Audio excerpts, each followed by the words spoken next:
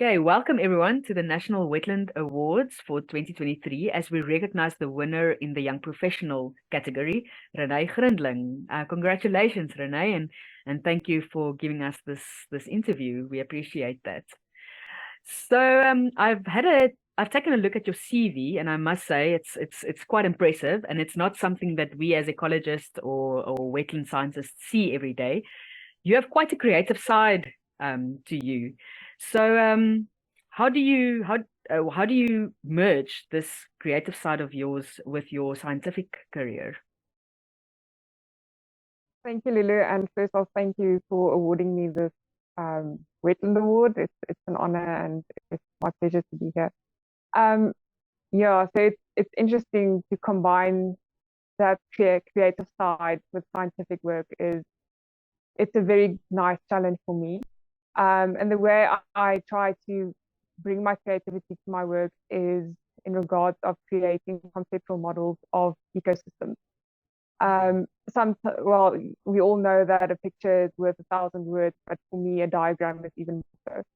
So I love to look at the larger picture, look at the larger catchment, try to imagine what goes on beneath the ground in terms of geology, soil, hydrology, and then try to combine it into a diagram that makes sense, even for people that are not as familiar with wetlands as we Oh wow, that's brilliant. If I knew this was the answer beforehand, I would have asked you to show us a picture. are.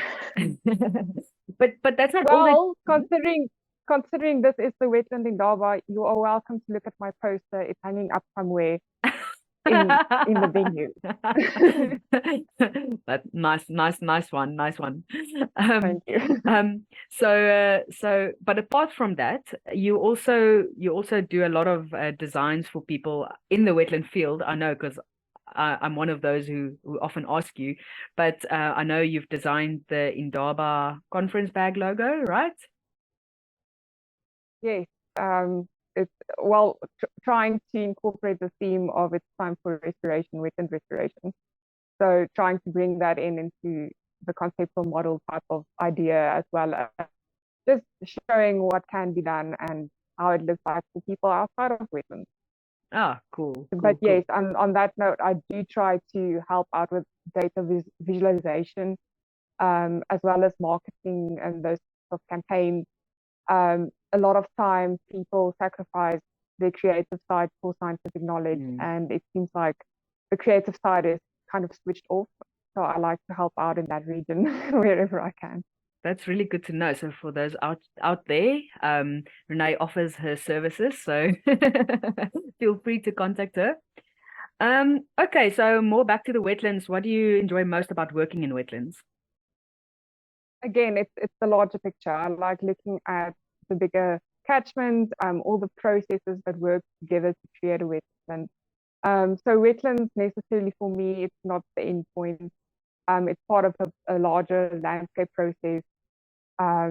Yeah, so for me, a wetland is it's the accumulation of all the processes around it, whether it's climate or geology or ecological type of processes working into it. So yeah, I think that's for me my favorite part of wetlands. Okay.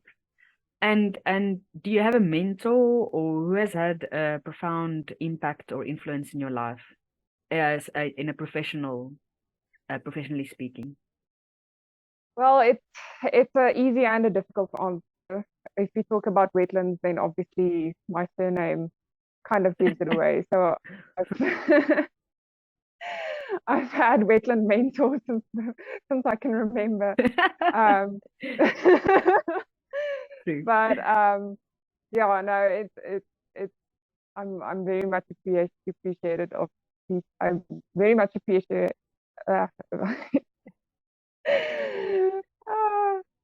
I very much appreciate my parents, Okay. but in a professional sense, I do feel that you need to have mentors in each and every person that you meet and take the positive qualities from them, whether it's personal or professional or in any sense.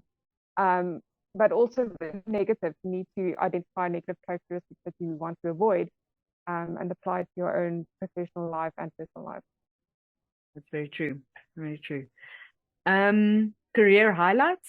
What has been a career highlight for you?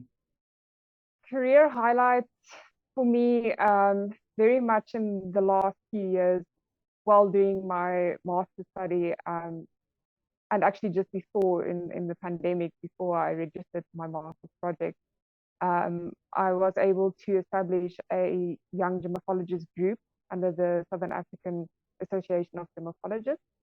And through this group, I was able to travel to Portugal last year to the International Association of Gemology conference. And there I was able to present my work on anthropogemmological wetlands. Again, look at my poster. But I was able to present my work there, actually in 2 sessions, which I was very fortunate enough to do so. But not only that, I was able to represent South Africa on an international level, and that was quite successful for me. Oh wow, I can imagine. Sure. Okay. A few quick fire questions. So these questions are fast and you have to answer within 3 seconds.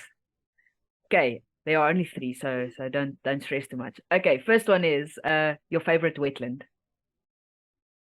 My favorite wetland is not a wetland anymore. It's a piece of dry earth in Gatswana Nature Reserve. It was a wetland due to a leak. If you have time, you can go and hike towards it and see if it's still there. But according to my sources, it's not there anymore because a leak was fixed, and therefore the wetland does not exist anymore. But it's my favorite because it kind of kickstarted my research, my current research, and I did my honors project on it. Good memories then. Okay, singing in an opera or plodding through a peatland? Singing in an opera. You don't have to carry those heavy augers in an opera, right? You don't get dirty in an opera. Wow. Okay. But if you didn't study science, you'd study. I don't know. Honestly, I don't know. It's an open-ended question. Okay, know. so maybe it's just meant to be. Science is just meant to be. Cool. Thank you, Renee. Appreciate it a lot, and congratulations again. Guys, go check her poster to see what Renee is up to and to see her artistic abilities. And thank you, Renee. Thank you for joining us. Thank you, Lulu.